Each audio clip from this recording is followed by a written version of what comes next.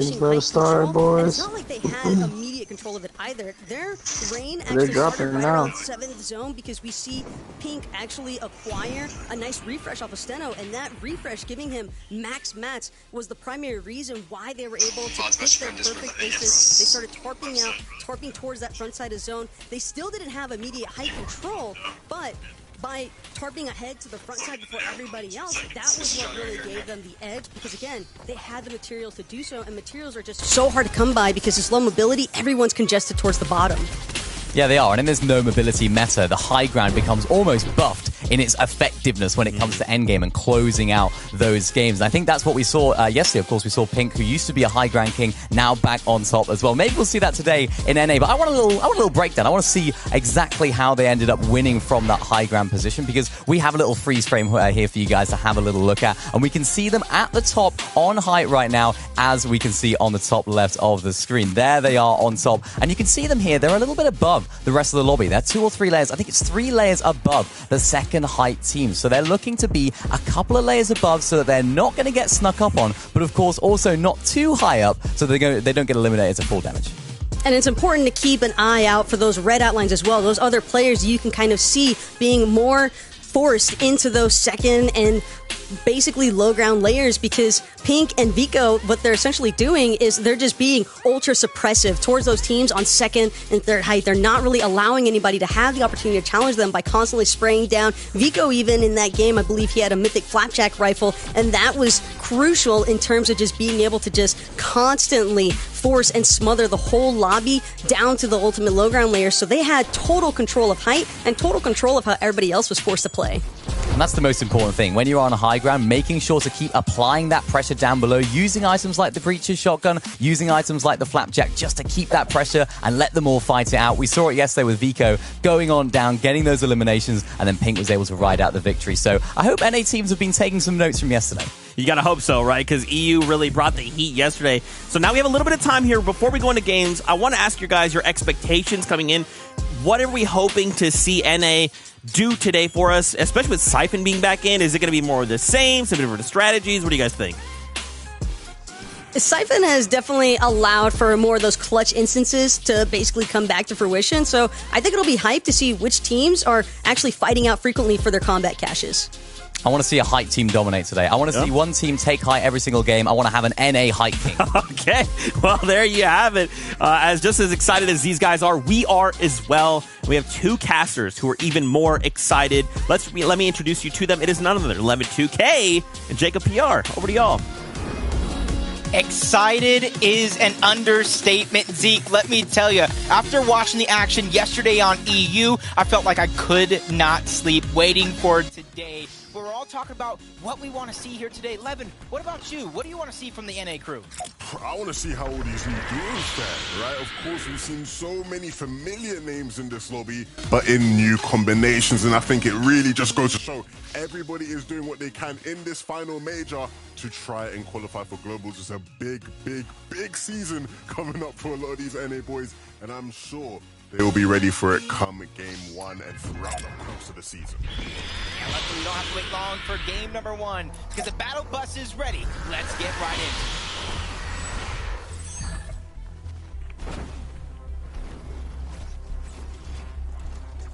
in. Here we go then. Another season of NA Central. Another season of NA FNCS. And a chance for everyone here today, and for the players who maybe didn't make it today, to get a spot in the Global Championships if they have not already. We've already seen a bunch of top players from this region make it there. And a couple more who I'm sure will be added to the list. Look at the likes of M-Pen here, playing with Byler now. You excited for that duo?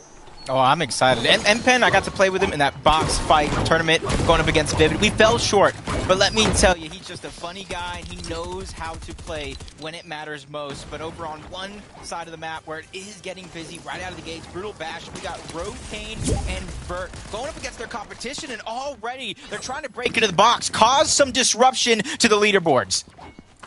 What do we have here? Just trying to sneak around, pistol in hand, trying to find that angle where an opportunity will arise. It's not going to come easy, though. No, that was a good amount of damage very, very early on. Just following up on it. That's what I wanted to see here in the situation. But you don't really know what loot that Rokane and Vert have in that situation. And honestly, seeing the loot on Rokane alone, not really knowing what Vert has, I wouldn't have pushed that either. As Decay is just toying with it, along with Cosmo. They have the high ground, but the loot advantage goes to Vert and Rokane towards the bottom side of this landing spot. And Decay and Cosmo, even though they don't know the loot on the other side, timing is of the essence here. The longer they stay, the harder it's going to be for them to try to survive. Yeah, 100%, especially with how furiously Hurricane and Vert are going to be farming down there to get their materials up, right, and try and get an even bigger advantage in terms of what they have available to them.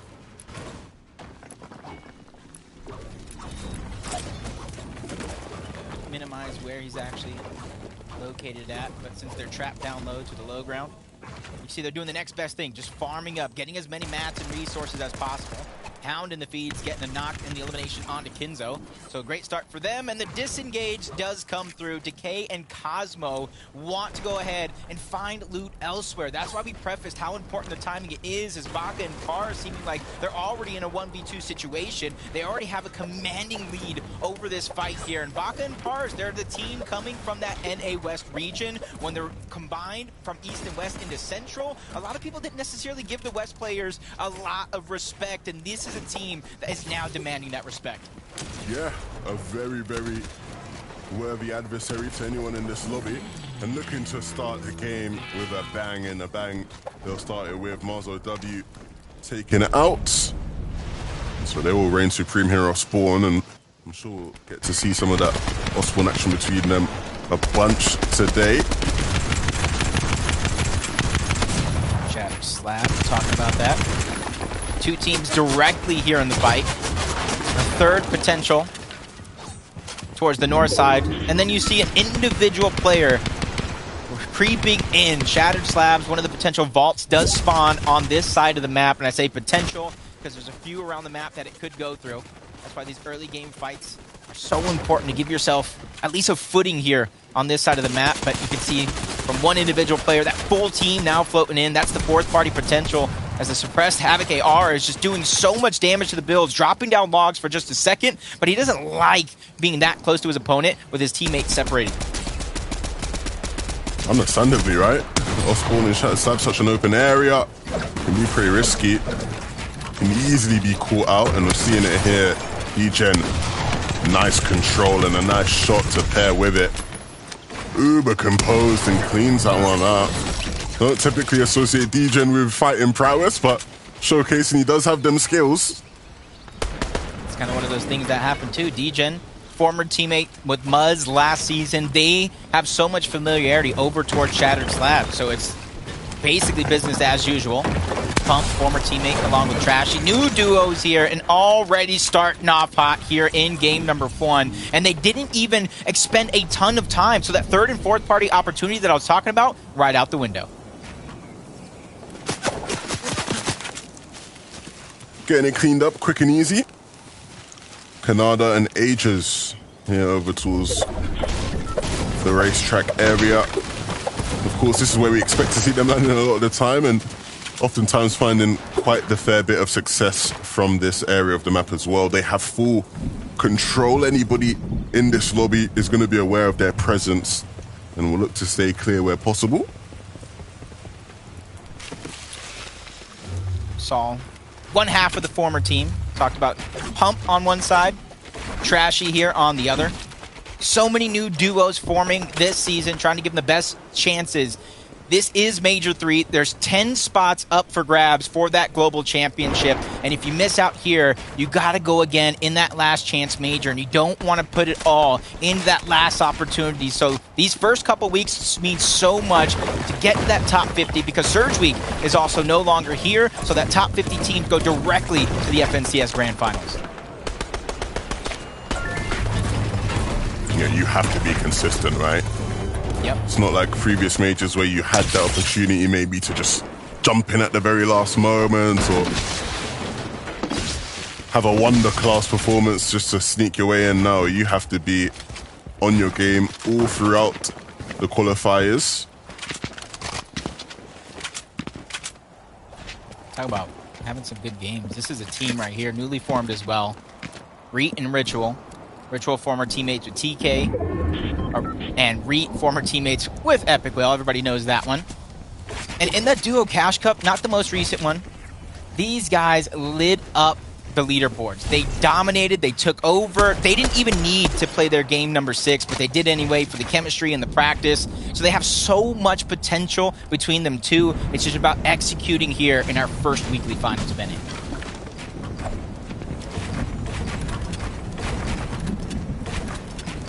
Like, just so many superstars all around the map. We got a former FNCS, or say reigning FNCS championship, Duke and Edgy. Not going too far from the spot that won it all, landing towards Steamy Springs, and no strangers to a contested drop either. But it does look like they're taking their time. They don't want to go all in just yet, and it does look like a 1v2 situation, but slowly but surely somebody's trying to close the gap. Lend a helping hand, be the aid for Curly. Nooses is there. It actually looks like it's Duke that's by himself. Yeah, we'll see it. His team is not too far away. You see Edgy up on the hill. But Duke is the one being a bit more aggressive in this fight, trying to really control the pace, the tempo. Edgy, that insurance above, just to come in when needed. Ooh, needs to be careful, doesn't want to get caught out. And you see now, switch in decision making, gonna look to back off from this fight, get towards the safe zone. And instantly now, once they want to run away, that's when their opponents want to start the fight. I think a lot of them are just waking up and realizing where the zone is actually pulling. If the first zone wasn't an indication enough, the second one pulling far away from Steamy Springs means we have an eastern side pull. And depending on what it looks like, it might go all the way towards the north. Yep, I'm going to have to agree. It is going to be a northeast pull on this map. So a lot of the teams that land towards the south, including Acorn and Cold, are going to have to get a little bit more proactive, and that's something they already did in round number 2. They got first place, 65 eliminations, 4 victory royales. These guys know how to put on a show, and just a speed bump in their journey in that last major. And honestly, I would rather get it out of the way in Major 2 than the Global Championship. Yeah, and look, I got the time to talk to Acorn about that season, right? And he really emphasized that he felt it was his fault how they performed. He felt he wasn't up to scratch, he wasn't up to par, but he assured me even through all the drama with them potentially separating that he was going to be on his A game come Major 3. And I think it's safe to say that that definitely has been the case. I think the vibes are a bit better between them. They understand as a duo, we are going to be playing with each other. We better just get on with it and get back to our best form. And I think we've seen that so far through this qualifier. Just sniped him with that breacher shotgun there from across the map. Just sitting him down. Acorn and Cold beginning to heat up, exactly what you're saying. And that's something that I like.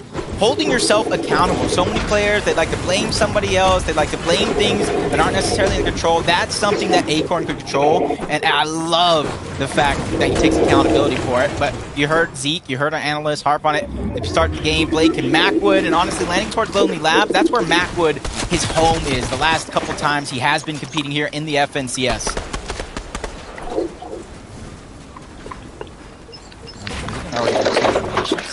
They want to disengage. It does look like they're going to try to go north. They want to go towards the slower side of the zone, or as far north as they possibly can before they get pushed in by another team. Timing is up the essence here. But as we tune right back in, Acorn is down. It's all up to Cold. He's in a 1v2 situation, too. I feel like I've just jinxed it. I was just talking about how he wants to be on his A game, and now he's the one down, and it's up to Cold to clutch up. But we have seen this many times before. It's not a situation Cold will be unfamiliar with, but it's one that might be a bit harder to deal with right now, with 2 players just trying to jump in his face, jump through his ramps. Big shot from Cold. And hold on a minute. How's he managed that? The third party just might have saved him, but Cold somehow staying alive there. And again, it is just Cold magic. No way on earth he should still be in this game. Just add that to the other clips that he has of moments just like that. But it's Shore and Zypha unknowingly keep Acorn and Cold alive in this situation. And if you watch this one back, Shore and Zypha, I guarantee you they're going to regret this decision, because they're one of the most aggressive duos. They know how to play at every stage of the game, and they have the breacher to take control of the pieces. And you can see Acorn being a little aggressive, trying to alleviate the pressure from his teammate. Now Cold's taking a lot of that focus over on the side, but he gave him just enough time to pop that big pot. Now Acorn with that Breacher is getting back to work to try to take control of all this real estate around him.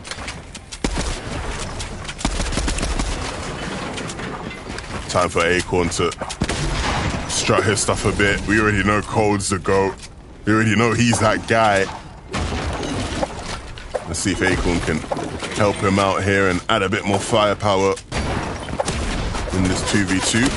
A replay of what we just saw from Cold again. When players jump through your ramp like that when you're holding it, a lot of the time once they phase through, it's like, oh yeah, it's wraps. Like, I'm just dead. It's over. But here, to defend it.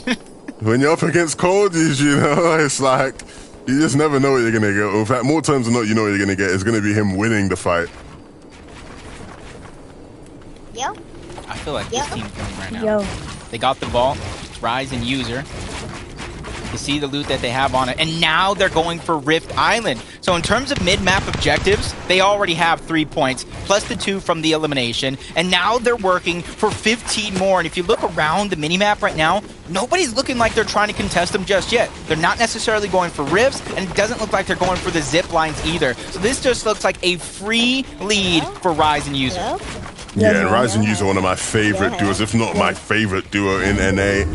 I think when they're at their very, very best, a very, very difficult team to stop.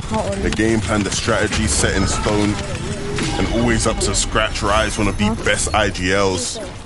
You know an IGL's good when he's coaching Queasy and Vino and they're giving him props for how good he is leading them, so...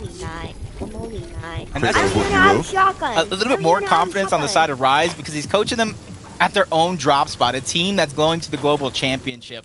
If that doesn't say I'm ready for anything around any corner, I don't know what does. But Rise and User still have to claim their own spot for said global championship, along with Desi and Rihan. We've seen them a few times before, winning some games in our weekly finals.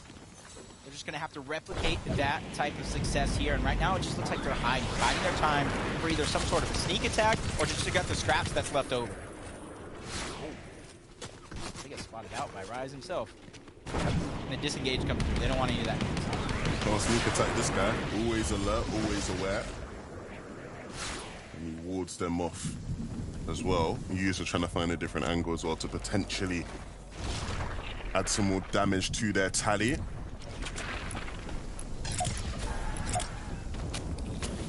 Threshold. This is not where you want to be at this early in the game. And Storm Surge in this game, number one, is going to be slightly more difficult than it was in EU. We had some early game skirmishes go down at EU. A lot of teams dropped out of the gates. NA looking a little bit more conservative on this early game, letting their work kind of develop and their play make it happen. But across the map, Chubbs gets tagged up, 120 below the damage threshold.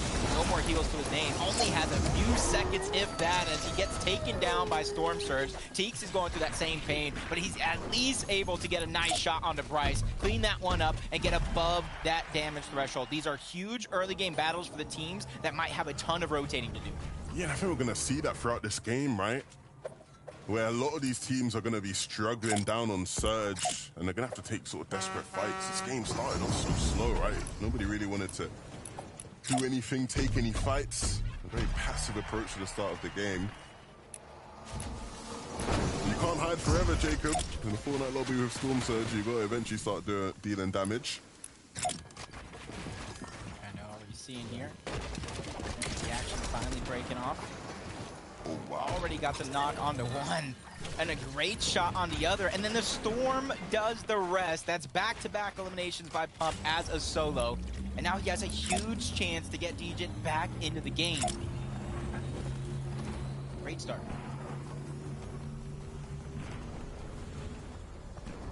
And the big thing when it comes to Pump is we're probably going to find ourselves comparing him to Trashy a lot of the time this season, right? Yeah. When you have a duo that's played with each other for so long and they split up, you always go, okay, who's going to come out better of the two?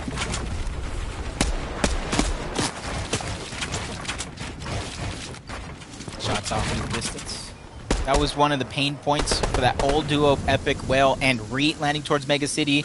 it was Storm Surge. They didn't necessarily have that blueprint of success, so at times they did have to go out hunting for it. This time around, it isn't much, but it's something. They're above that damage threshold, but does give them flexibility. And seeing where they were at on the racetrack and seeing this zone pull in that direction, they still might not have too much rotating to do, unlike NPen and Byla, who are trying to heal up, get as much shield, get as much HP as possible, because they know this adventure that's about to go on is not going to be an easy one. It's such an awkward rotation, right? Stuck at the bottom of this hill, team to your right, teams all the way up above are going to cause you issues. If anything, they've got to be alert to the fact that a fight is breaking out right next to them, and maybe they can capitalize on that to start making their move to zone. Maybe even decide to jump in and third party it, based off of if they can deal any damage.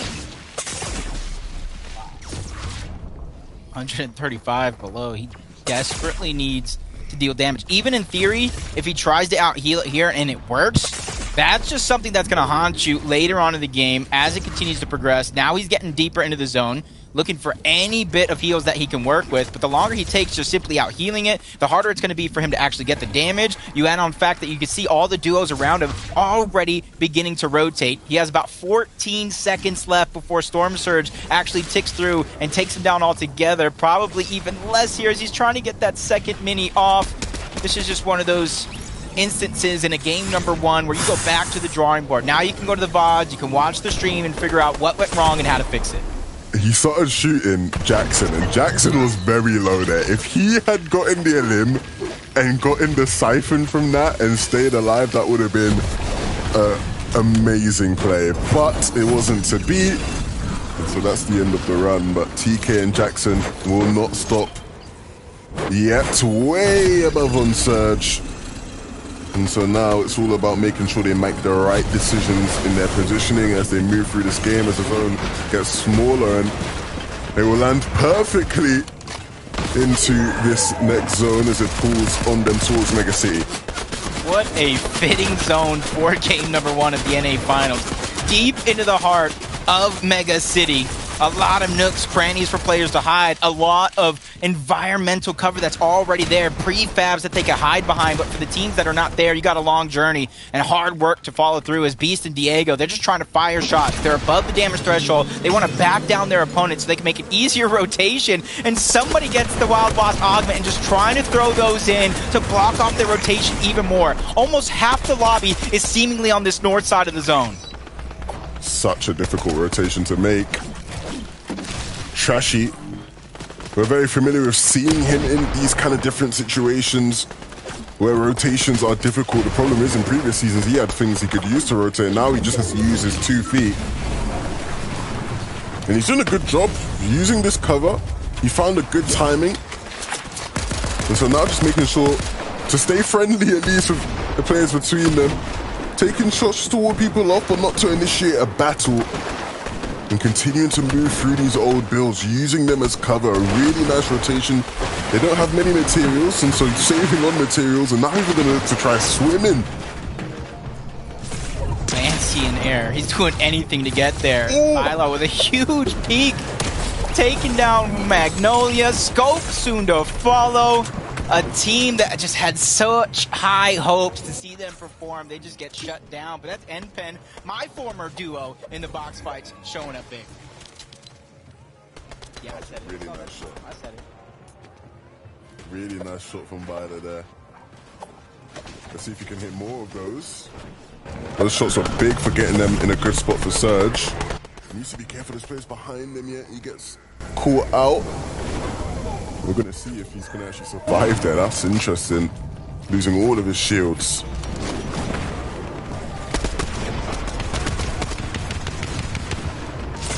Fight breaking down all on the other side. Not too far to travel for Pump and Degen. They can take their time, especially knowing that they're over 250 above the damage threshold. So having to peak for shots isn't necessarily going to be the most important thing. It's just about getting the zone, solidifying your position, and then worrying later. And Batman, Bugha, and Epic pick up respective eliminations in the feed, adding not only the elimination total, but to their Storm Surge threshold, trying to make their journey that much easier, because you don't want to get caught behind, and they need something here for Clix and Epic. Well, they're only 9 above that damage threshold. So Mega City and not being the best on Storm Surge seems to continue for this team. It's tough.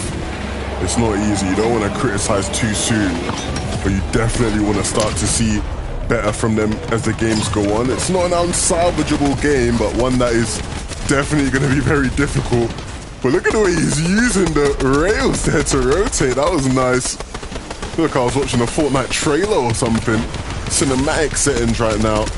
And it'll allow them to get into the zone and heal up for a moment as well. Just making sure that Epico has all that HP as well. And the thing that, honestly, I get not too much of a sense of worry out of both of them is they could pop off at a moment's notice. They can get a refresh. They can get a siphon around any one of these turns, as Baka and Pars right now might be a little too early, but they have that first semblance of that high ground, and they're going to try to fight for it. They know if they want to hold on to it and hold on to it for a long time, they do need some more mats, especially with the pressure they're feeling from that low ground, getting them to expend even more. They're going to drop down because they want to fight this team that's right next to them. 85 above the damage threshold is not a feeling of comfortability they want to go into the rotating zones with. Yeah, you see they're hungry for an limb. They're trying to find it. And they might just find them. Really unfortunate for whoever that was there. Couldn't quite see it. Constance. Skittle. This is just a tough spot. Lost clicks. Epic Whale is a solo. 126 below that damage threshold. Spots a duo rotating right next to him. That's Batman Booga and Rapid, who shield themselves, but a quick tag on the back end. Not going to be enough for Epic Whale, but he's going to go ahead and try to use those rails as well. He wants to try to get past everybody, but he just gets wiped out of the lobby. Look who's sitting above. Pump and Degen. Really high up. You could argue too high up, depending on how the zone pulls. But for now, they'll just rain down from above. Like this right now, you see the bushes to high on a high, depending on if they have the augment as well. That'll give them some mobility with the mud.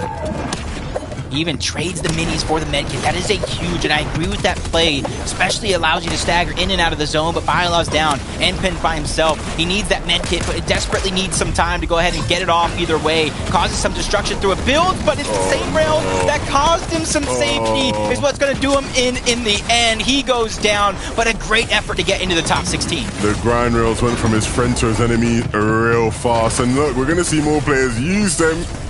When in Mega City, why not use the rails? Free mobility breaks through builds in an instant. Cold is down. Now it's Acorn's chance to try to clutch up. Does have a slurp juice pop with the Maven. He's able to pop another shot. That's also going to give him a speed boost if he can even use it, because right now he's stacked in place, staggering because of the high ground putting the pressure, but from one rail to the next, he's doing so much destruction, dropping duos into each other's boxes, and that's the distraction he needs to stay alive to the front side of zone. I love how Acorn's played this so far.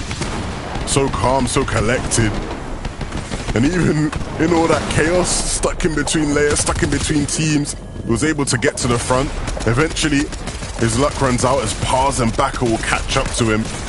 And we know how hungry these guys are. 7 elims so far in this game and looking for more, but they might find some trouble. They're trying to claim towards the front, but there's a team already there and they block them out, shut them out. Shaw and Zypher now trying to capitalize on all the chaos happening in the back of the zone as well.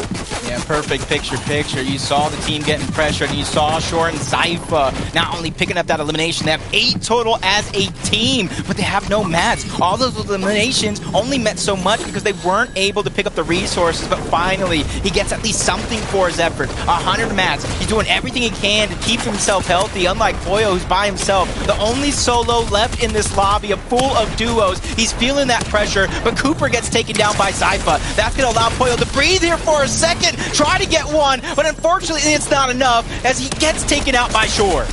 Poyo almost went ballistic there. And if Shaw's not careful, he might be joining him in the lobby, but he has no intention of doing so. What a shot, what a 180. Shaw still in this game. Not much HP, but he might have some time to get a mini off.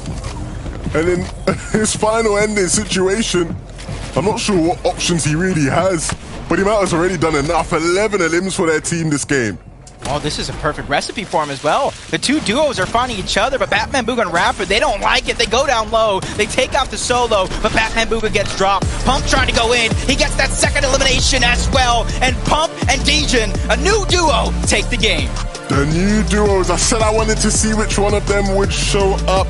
And already we have one of these new combinations clicking here in game one. A very nice win as well for them. We saw them. They were one of the few teams who early on in this endgame took one of the positions high up in Mega City.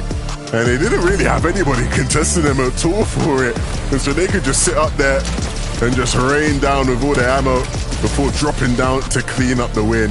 As easy as it will get for them, I'm sure, today. Yeah, the moment that zone went over towards Mega City, they got themselves one of them tall skyscrapers, and that also allowed them to save mats, to save resources, and stay above everybody else from zone to zone to zone. You got to give them a huge pop for winning game number one, but it's only the start of our journey. I'm going to go ahead and throw it over to Zeke, Taco, and Miniminer to break down the game. Thank you so much, Jacob PR and 11-2K. My, oh my. Dude, I love Mega City endgames because of this. There's just so much chaos. And remember, you can't break those big buildings. So you have to figure out how you're going to navigate around. Wow. The action kicked off here. 9 eliminations coming out from Pump and Degen. You know, Taco, when they're sitting high above the sky without a care in the world, 9 eliminations and the VR. What a way to start.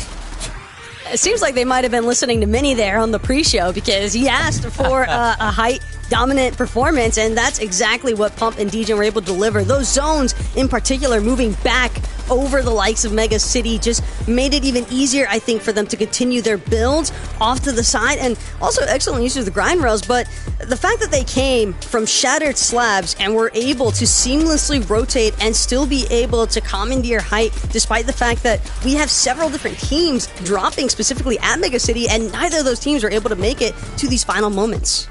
Yeah, it's a great point. And remember, Pump actually rebooted Degen early on in the game. They've managed to pick up a victory royale, not only while being contested off spawn and end up scrapping out at the beginning of the match, having to make a long rotation, but also the fact that one of them was down for a lot of the match and had to be rebooted. Getting all those loot back up, getting all those materials, getting all those guns, and managing to come out on top in the end is a feat to behold, because that is really not easy. And this is what I kind of touched on a little bit yesterday. Remember, this is major number 3. We're still trying to find spots for duos going to global championships. For this duo, Degen and Pump, they're thinking, we want to go to global championships. We have to act like this is it there now, because we have to make something happen. And to start the day like this is crazy. Let's take a look at the standings, because there's actually a couple things I do want to highlight, like 11 eliminations coming out from Shore and Zypha. That's going to put them in that second place. Listen, double-digit eliminations, pretty hard to do. Double-digit eliminations in a lobby like this? I'm impressed, Taco. I'm impressed. But keep in mind, our top 3 teams as well. Pump, Degen, they nearly hit that double-digit score. Same thing there for Rise and Renamed User. But I think that it's kind of just a testament to the fact that NA, while it might have started off a little bit more conservative, like Jacob mentioned, for the beginning of this game, we only saw like several teams go down within the first couple of zones in comparison to what we saw from EU, where off rip we were essentially seeing 7 teams being elim pretty consistently. So NA, I think that a lot of the priority just seemed to be in just trying to avoid some of the congestion, or if you were going to be caught up in it, just make sure that you win your trades.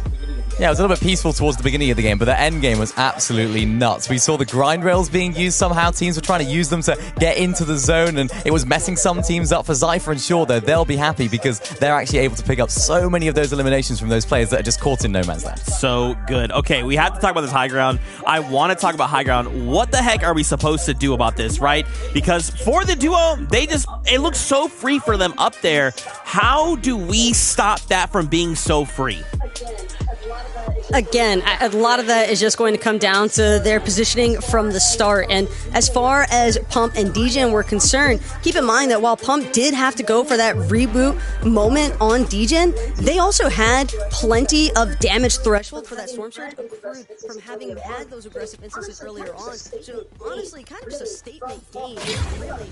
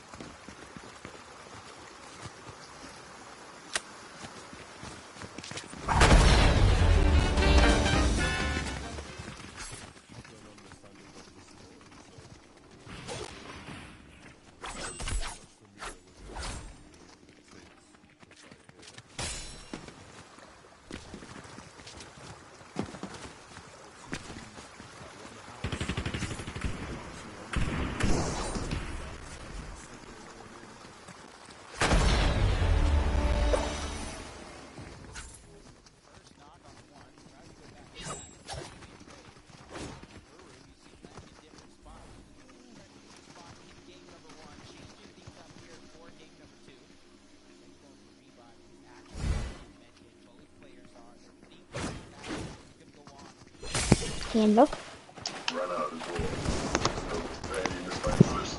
Hello.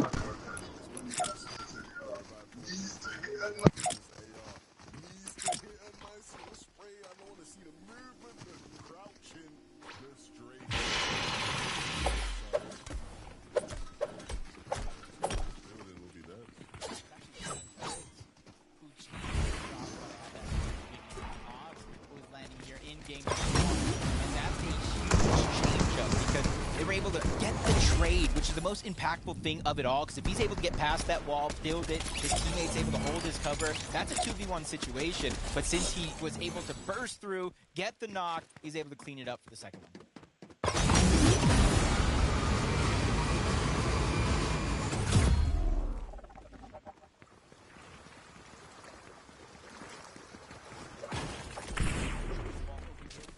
One of the keys to opening up a certain rarity of an item.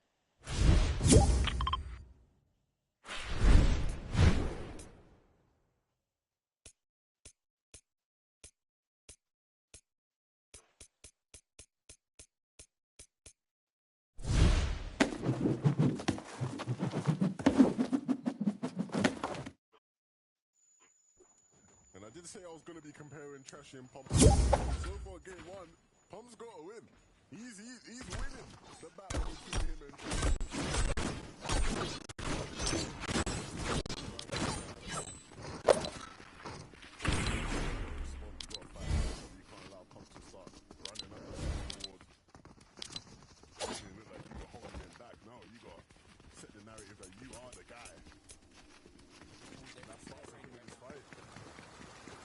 Way too separated.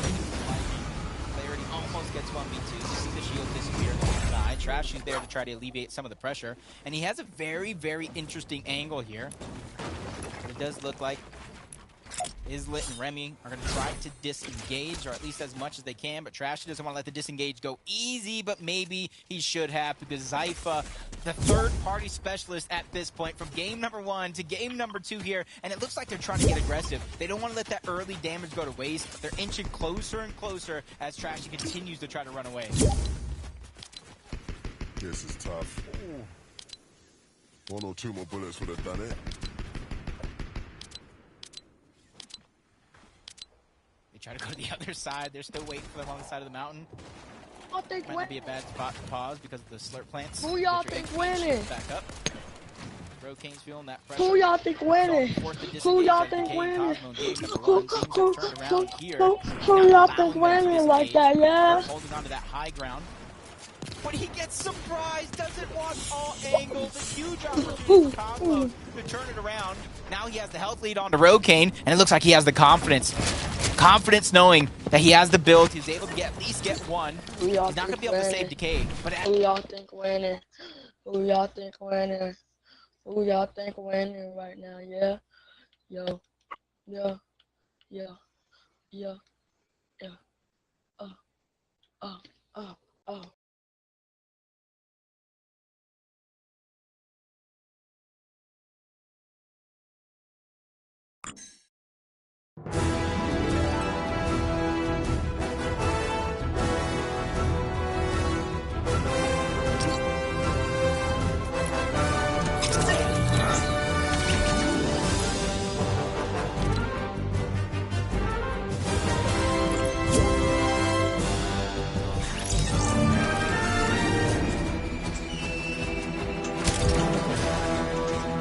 ¿Quién se unió?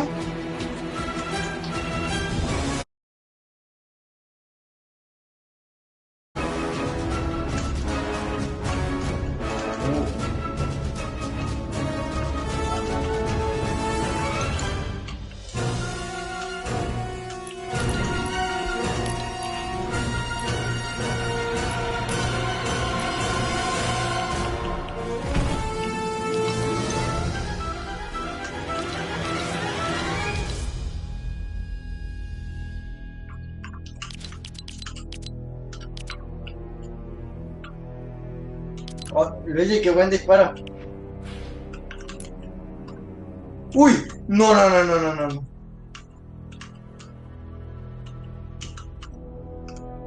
Buena. Luigi, está silenciado. GG's. ¿Qué hora es? 7:56.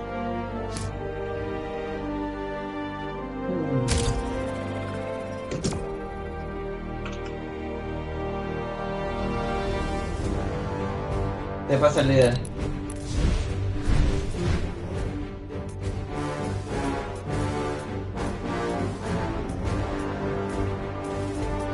Pero que pongan lo que quieran.